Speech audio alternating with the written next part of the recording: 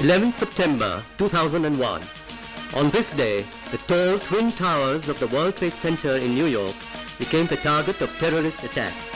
The whole world was aghast, looking at the scene of destruction.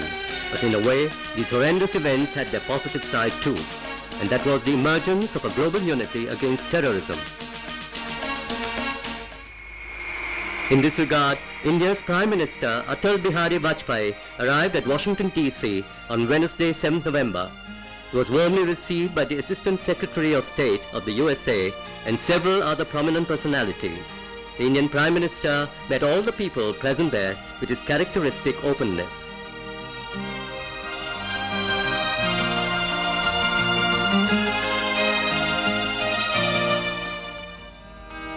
Thursday, 8th November.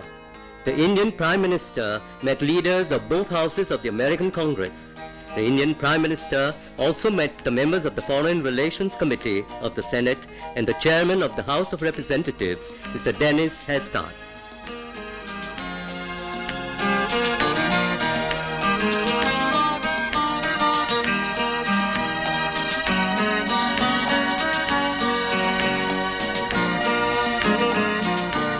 Always active in strengthening the bilateral ties between India and America, the Congressional Caucus on India hosted a luncheon in honor of the Indian Prime Minister.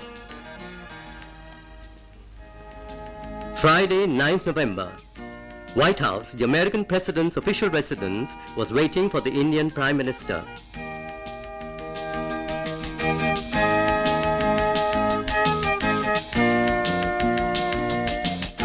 The Indian Prime Minister reached the White House exactly on the scheduled time.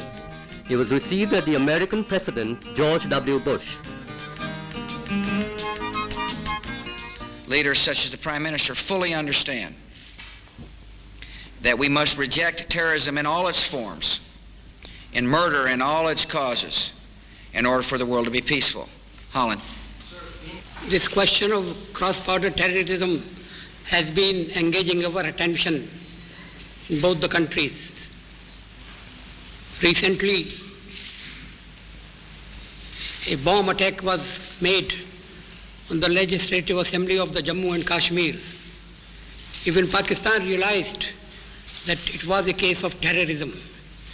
We have to fight terrorism in all its forms.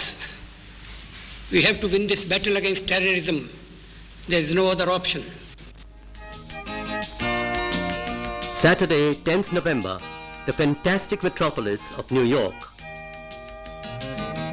Headquarters of the UNO.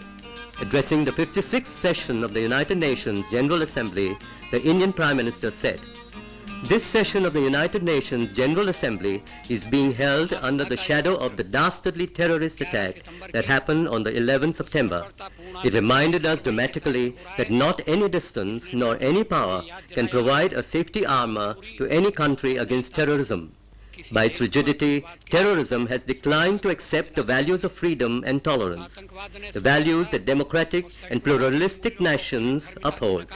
In this sad moment, when all the countries of the world stand united, the same act of terror has, in a way, given an opportunity to firmly combat terrorism anywhere and any which way it is known. Through its bitter experience, India knows that the terrorists have spread their tentacles all over the world. Religious fundamentalists give rise to it. The steps taken by the UN Security Council in its unanimous adoption of resolutions 1368 and 1373 are in the right direction. But their steadfast implementation will require a strong political will from all the freedom-loving nations. Two aspects are important here. First, stop all the sources of financial and extended to terrorists. Secondly, they will have to leave those places where they find themselves safe to obtain training and weapons to accomplish their evil deeds.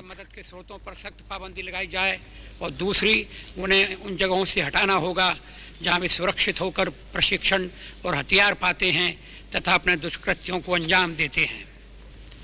We should also reject the selfish logic trying to categorize terrorism on the basis of its primary causes, and hence, on one hand, they would justify terrorism, while on the other, they would criticize it.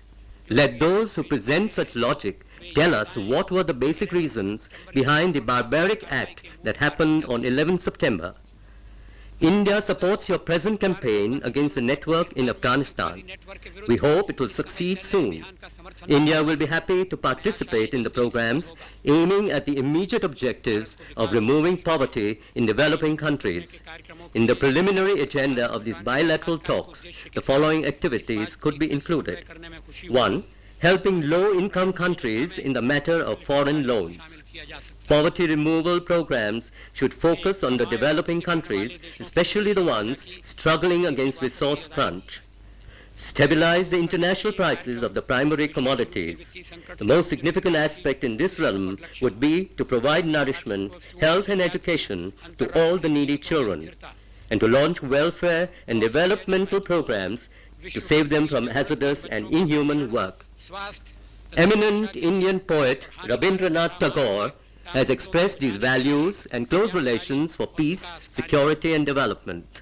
Thus, in his visionary words, and I'd like to quote them, henceforth any country, if it decides only for its own good without caring for others, will do so completely against the internal enlightenment of the new age. In doing so, it can't live peacefully. In future, for its own safety, every nation will have to struggle for the global welfare. और नहीं वो शांति से जी सकता है। अब से आगे प्रत्येक राष्ट्र को अपनी निजी सुरक्षा तथा विकास के लिए पूरे विश्व के कल्याण के लिए जूझना होगा। धन्यवाद।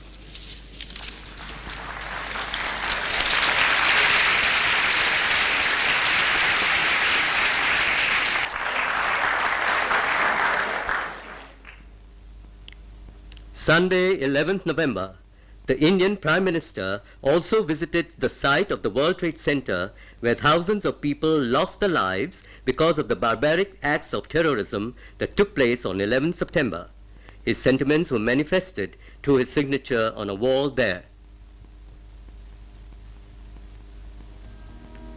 After completing the second leg of his tour, the Indian Prime Minister left for London. Monday, 12th November, the Indian Prime Minister reached London, the last leg of his journey. At London's Heathrow Airport, he was received by the Indian High Commissioner to Britain, Mr. Nateshwar Dayal, and many leading non-resident Indians in Britain.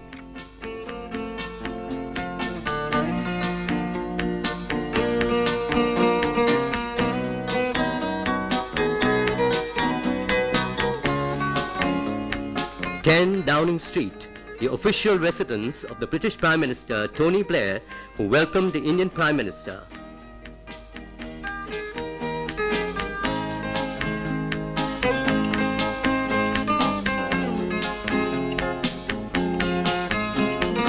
Both the leaders addressed a press conference.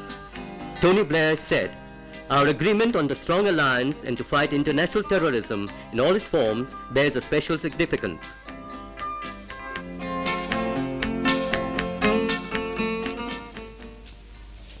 The Indian Prime Minister said, to continue our discussions from last month in Delhi.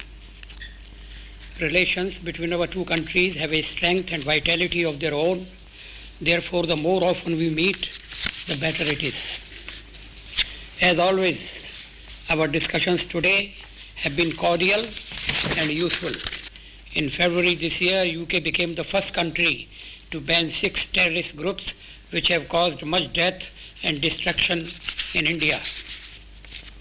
I also welcome the additional measures which have been taken and those that are being contemplated, provided an important context for our discussions today. Both our countries have been familiar with the ugly face of terrorism for long before September 11th. After extending his humble contribution to global peace, the Indian Prime Minister returned to his homeland with a sense of accomplishment.